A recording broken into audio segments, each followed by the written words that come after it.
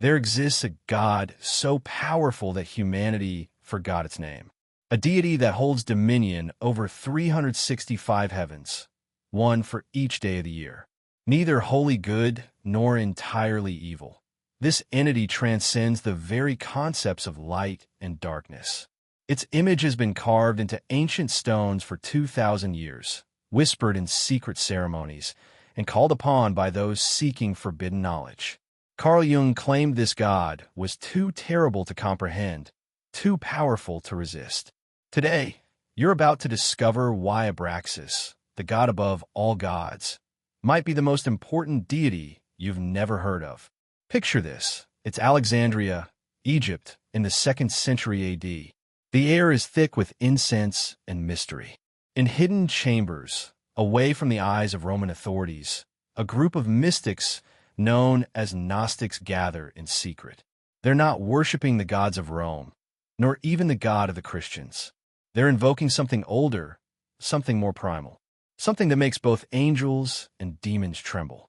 On ancient gemstones, they carve an image that would puzzle historians for millennia.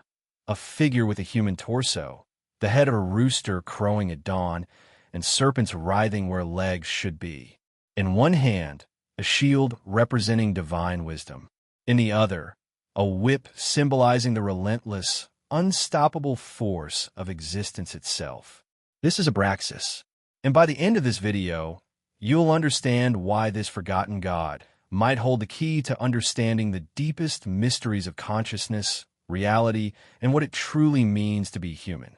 I'm about to take you on a journey that spans 2,000 years, from the secret temples of ancient Egypt through the mystical schools of Gnostic Christianity, into the psychological laboratories of Carl Jung, and finally into modern spiritual movements that are rediscovering this ancient archetype. Here's what you're going to learn.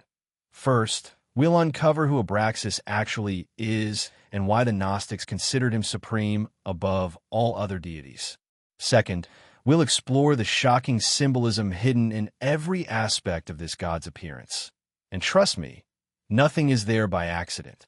Third, we'll dive into why Carl Jung became obsessed with Abraxas and how this deity became central to his most revolutionary psychological theories. And finally, we'll discover why Abraxas matters today, why understanding this ancient god might be the key to integrating the shadow aspects of your own psyche and achieving what Jung called individuation. But I need to warn you, this isn't comfortable knowledge.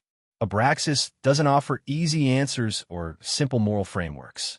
This is a deity that embraces paradox, that holds destruction in one hand and creation in the other, that speaks both life and death in the same breath. Are you ready?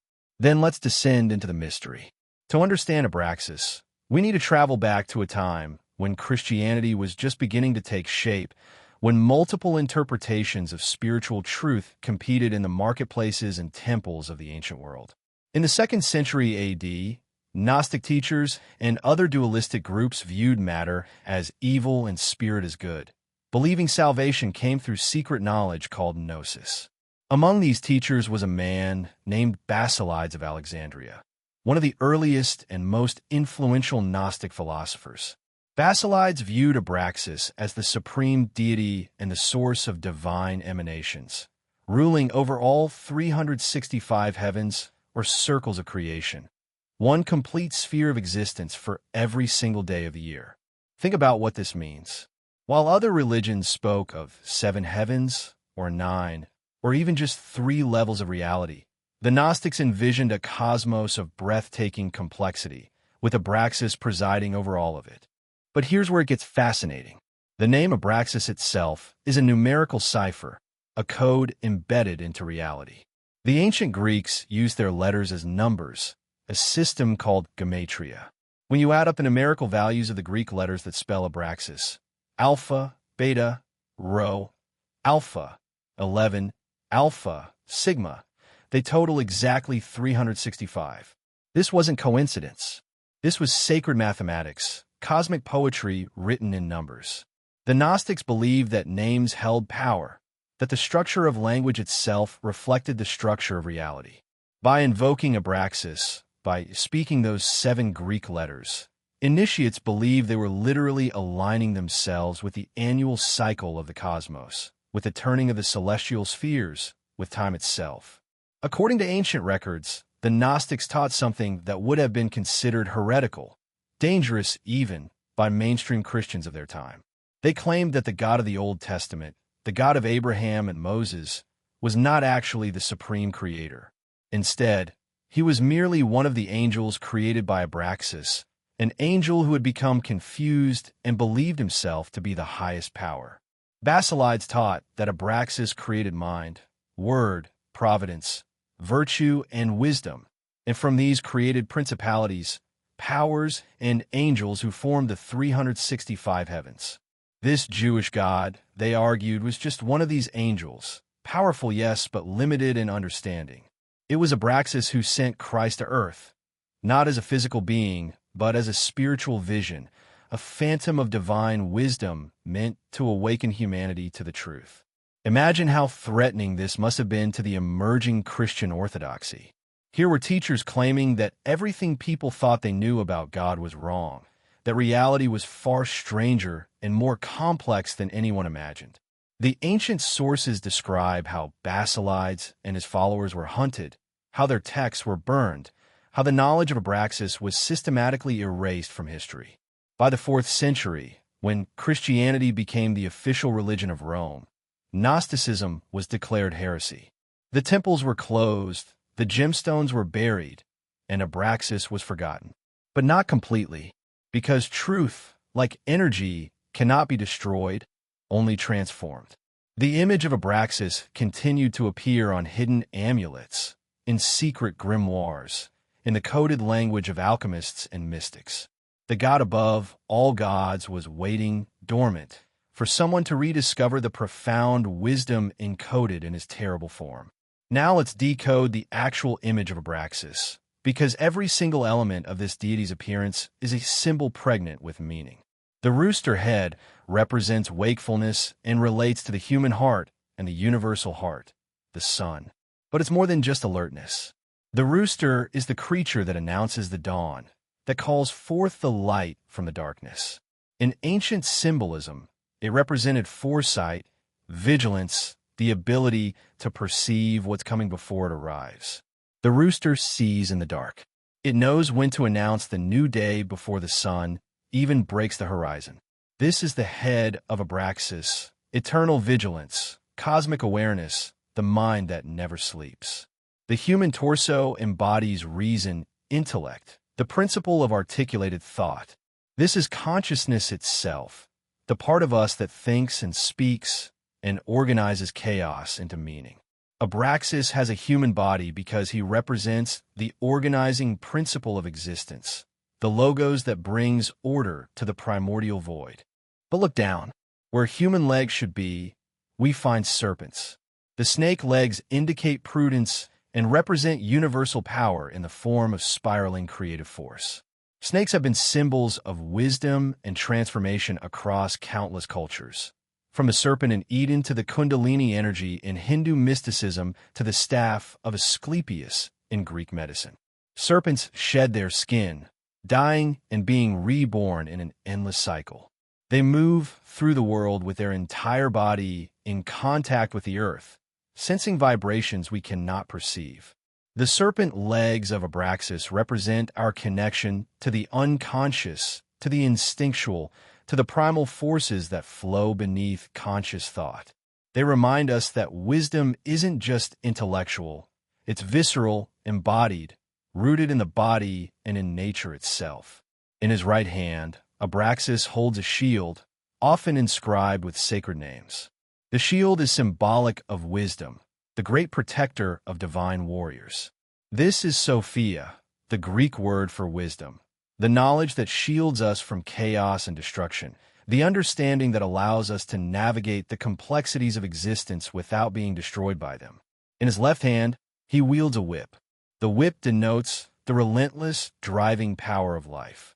This is dynamis, power, force, the unstoppable momentum of existence itself. Life doesn't ask permission. It doesn't negotiate. It drives forward with the fury of a whip crack, whether we're ready or not. Birth, death, transformation, destruction, creation, all occurring in a ceaseless rhythm we cannot slow or stop, only endure and hopefully master. Some depictions show Abraxas riding a chariot drawn by 4 white horses, with both sun and moon visible overhead. The 4 horses represent the 4 elements: earth, air, fire, water, the fundamental building blocks of the material world.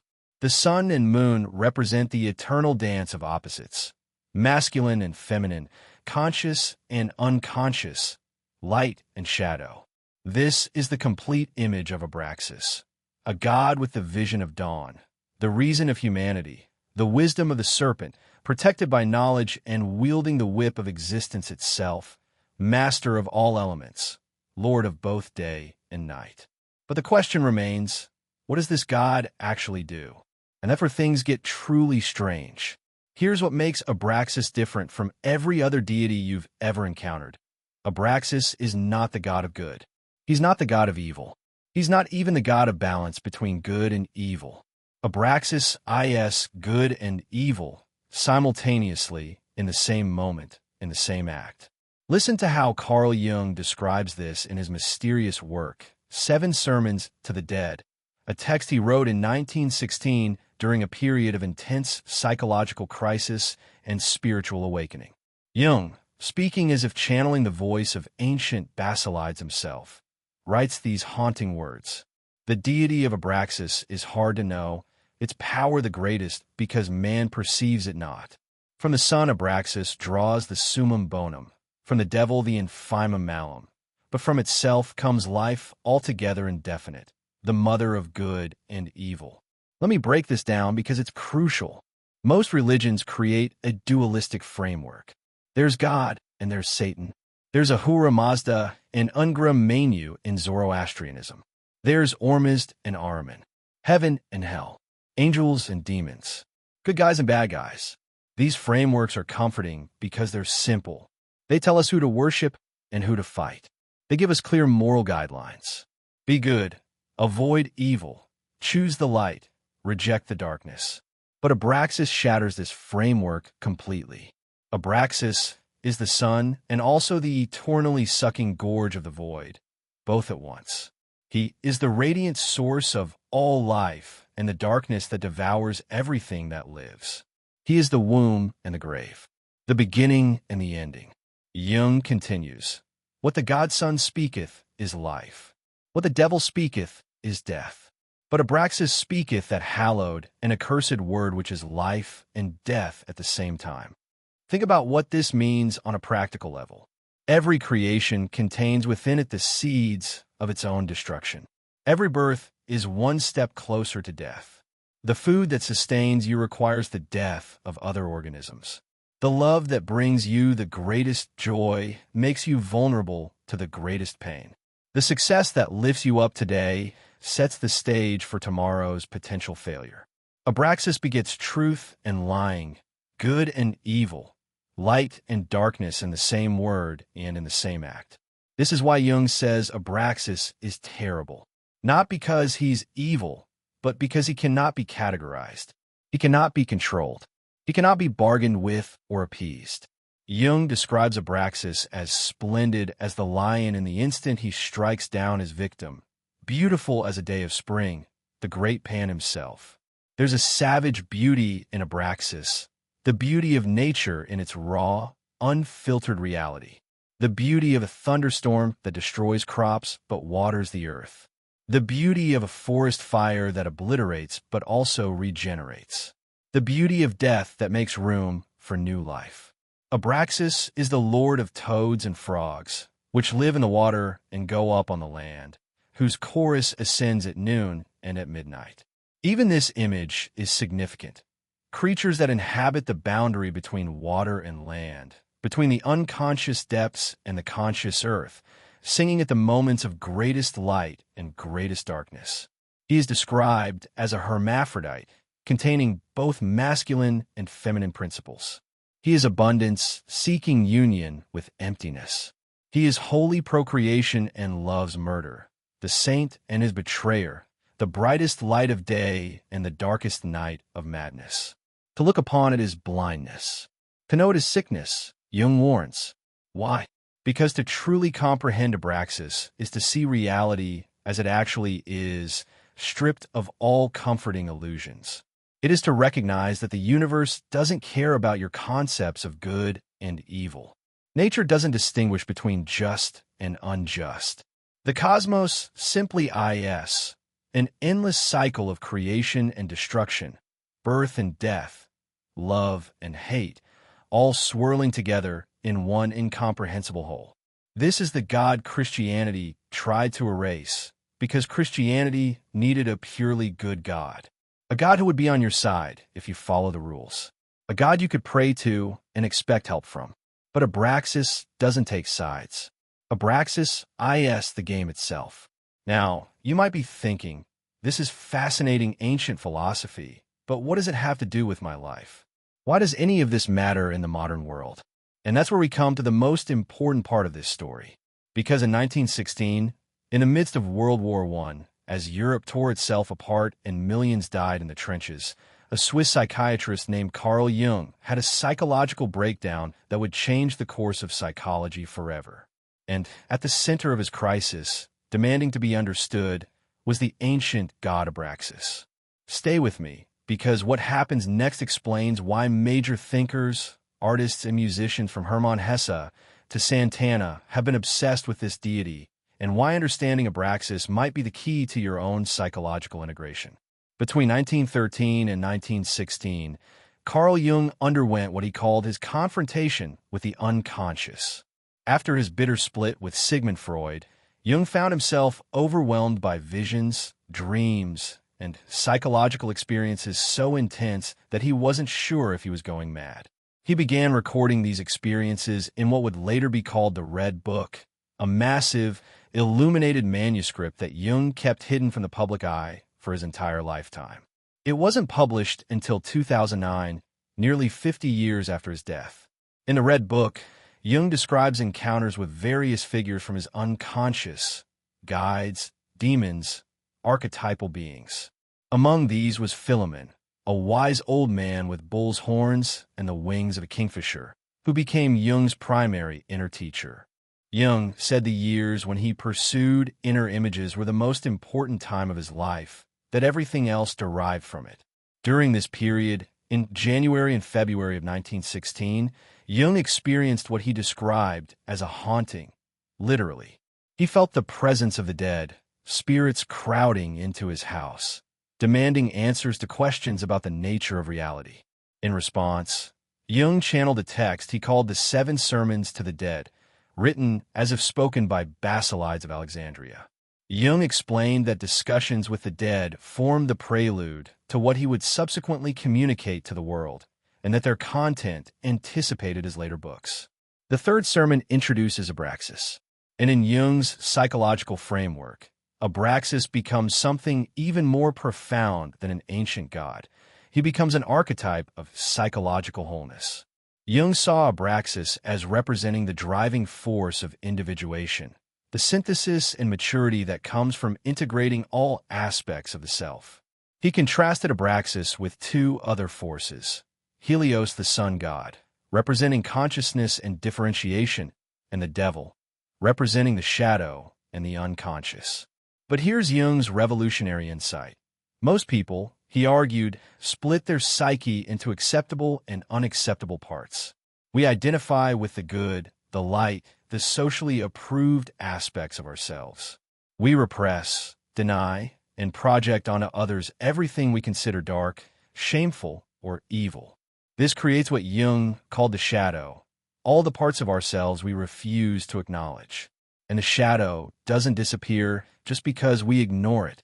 Instead, it grows in the darkness, gains power, and eventually erupts in destructive ways. Rage, addiction, depression, projecting our darkness onto scapegoats, or even collective violence like war. True psychological health, Jung argued, requires what he called individuation, the process of integrating all aspects of yourself, light and shadow, conscious and unconscious, good and evil, into a unified whole. And Abraxas is the symbol of that integration. Abraxas represents the self that has transcended the false duality of pure good versus pure evil. The self that can acknowledge, yes, I contain the capacity for both creation and destruction. Yes, I am capable of both profound love and terrible hatred. Yes, I am both the angel and the demon. This doesn't mean acting on every dark impulse. Rather, it means becoming conscious of the full spectrum of what you are. Owning your shadow rather than being controlled by it. Recognizing that the same force within you that can destroy can also create, that the anger you fear can become righteous assertiveness, that the darkness you run from might contain the very power you need to transform your life. Jung wrote, "Fear of Abraxas is the beginning of wisdom, and liberation, or Gnosis, is achieved by not resisting." Not resisting doesn't mean giving in to destructive impulses. It means not resisting the awareness of your own complexity. It means having the courage to look at all of yourself without flinching. This is why Jung says Abraxas is difficult to know, because knowing Abraxas means knowing yourself completely, including the parts you'd rather not see. And for most people, this is terrifying. We prefer the comfortable lie that we're purely good people who only want good things.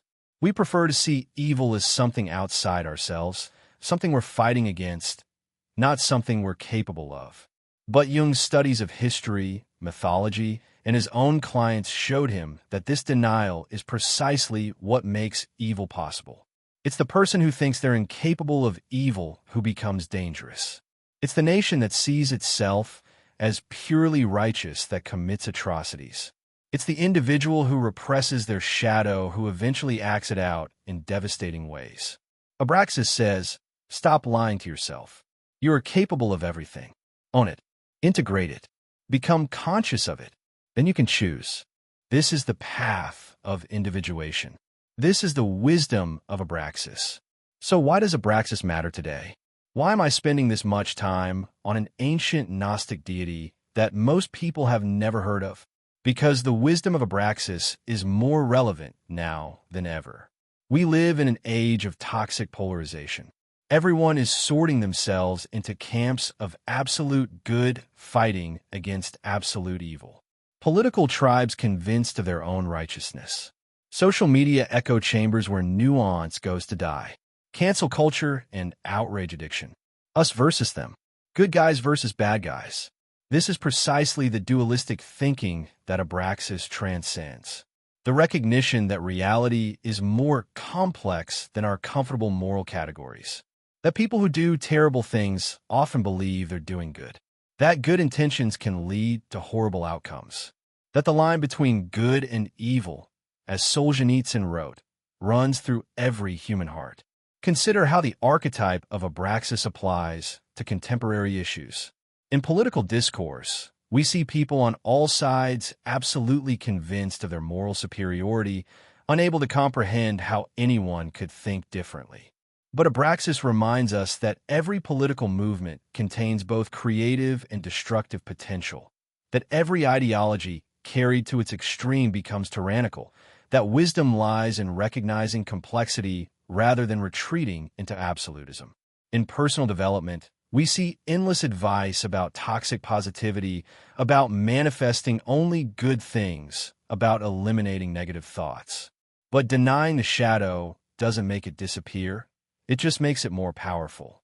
Abraxas teaches us that genuine growth requires confronting our darkness, not pretending it doesn't exist.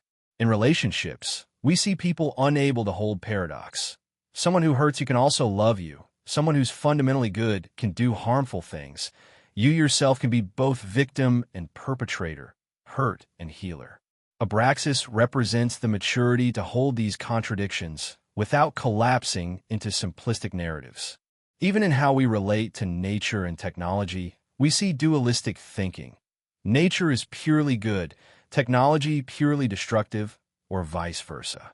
But Abraxas reminds us that nature is both nurturing and lethal, that every technology can be used for creation or destruction, that wisdom lies in conscious choice, not naive idealization. The modern rediscovery of Abraxas has influenced countless creators and thinkers. In 1970, Carlos Santana named his second album Abraxas, saying the name represented the fusion of opposites in his music: Latin and rock, African and European, spiritual and sensual. Hermann Hesse wrote about Abraxas in his novel Damien, using the deity as a symbol for the young protagonist's journey beyond conventional morality to a more authentic selfhood.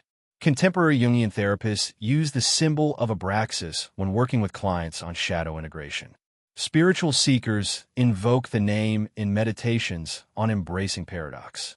Artists and musicians reference Abraxas as a symbol of creative power that transcends conventional boundaries. But you don't need to be a Jungian therapist or a mystical seeker to benefit from understanding Abraxas. The wisdom here is profoundly practical. Next time you find yourself in a conflict, ask yourself, am I seeing this situation through the lens of Abraxas? Can I recognize that both I and the person I'm in conflict with contain both light and shadow? Can I acknowledge my own capacity for the behavior I'm condemning in others? When you encounter your own failings, your mistakes, your shadow behaviors, can you look at them with the eyes of Abraxas? Not to excuse them, but to recognize this too is part of being human. This too can be transformed. The same energy that drives my destructive patterns can be channeled into creation. When you face the profound ambiguities of life, the career opportunity that's both exciting and terrifying, the relationship that's both nourishing and challenging, the decision that has no clearly right answer, can you invoke the wisdom of Abraxas? Can you make peace with uncertainty, with paradox, with the fact that life doesn't always offer clear moral choices? This is the gift of Abraxas. Not certainty, but the capacity to navigate uncertainty. Not simple answers, but the wisdom to hold complexity. Not purity, but integration.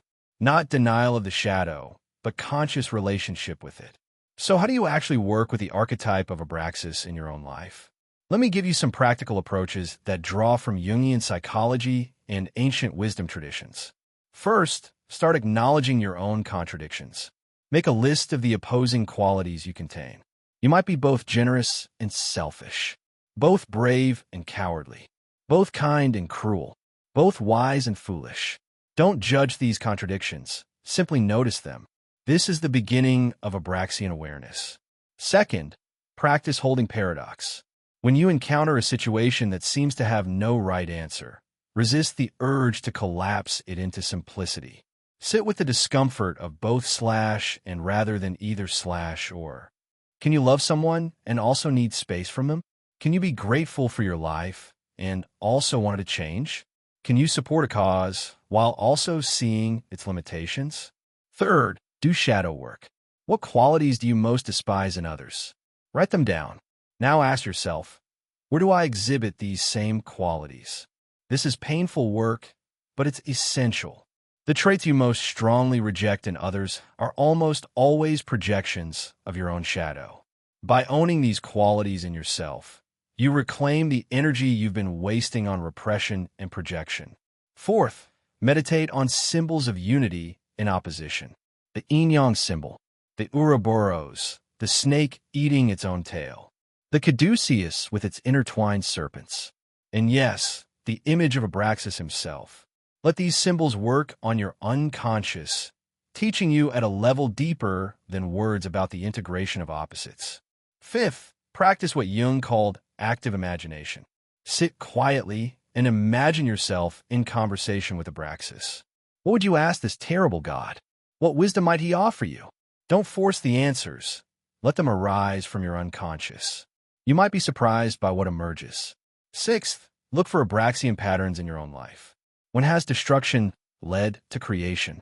When has an ending been necessary for a new beginning? When has your greatest weakness also been your greatest strength? These are the fingerprints of Abraxas in your personal story. And finally, develop what I call Abraxian ethics, making moral choices while acknowledging complexity.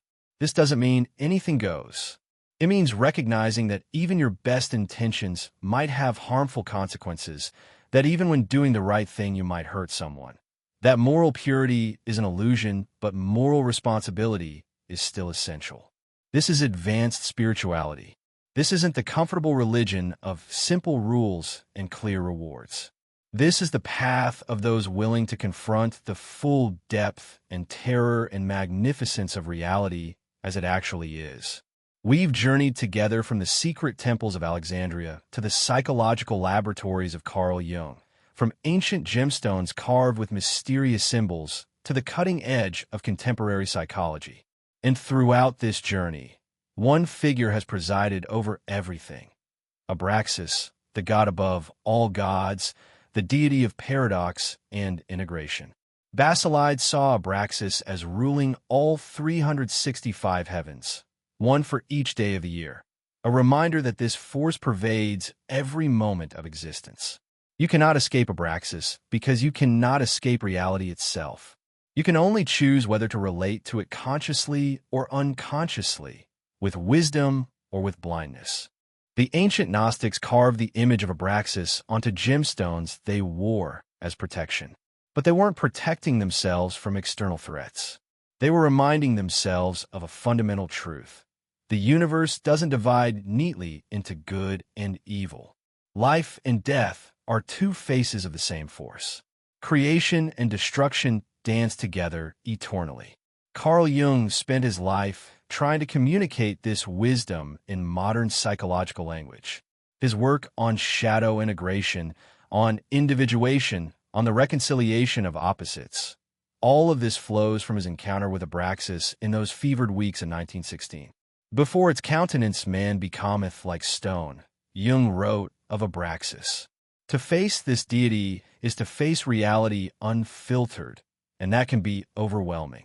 But it can also be liberating, because once you stop trying to be purely good, once you stop dividing the world into simple categories, once you embrace the full spectrum of what you are, that's when real transformation becomes possible. That's when you stop projecting your shadow onto scapegoats. That's when you stop being controlled by parts of yourself you refuse to acknowledge. That's when you become truly conscious, truly responsible, truly whole. This is the promise and the terror of Abraxas. This is why the ancient mystics whispered his name in secret ceremonies. This is why Jung considered this material the most important work of his life. You now know what most people never learn, that reality is stranger and more complex than you were taught, that the line between good and evil runs through your own heart, that wisdom lies not in choosing one side, but in integrating both. The question is, what will you do with this knowledge? If this video has challenged you, if it's opened up new ways of thinking, if it's helped you see yourself and reality a bit more clearly, then do me a favor. Hit that like button. It tells YouTube to share this with others who need to hear it. Subscribe to the channel for more deep dives into forgotten wisdom, ancient mysteries, and psychology that actually transforms lives. And drop a comment telling me, what part of Abraxas resonates most with you? What contradictions are you working to integrate in your own life? And here's something special. If you found this fascinating, check out the video that's going to appear on your screen right now about Carl Jung's concept of a shadow self. It's the perfect companion to what we've explored here. Remember, you're neither purely good nor purely evil. You're not simply light or shadow. You are Abraxas, the integration of all opposites, the whole catastrophic, magnificent paradox of being human. And that, my friends, is both the terror and the glory of existence. Until next time, may you find the courage to face the full truth of what you are.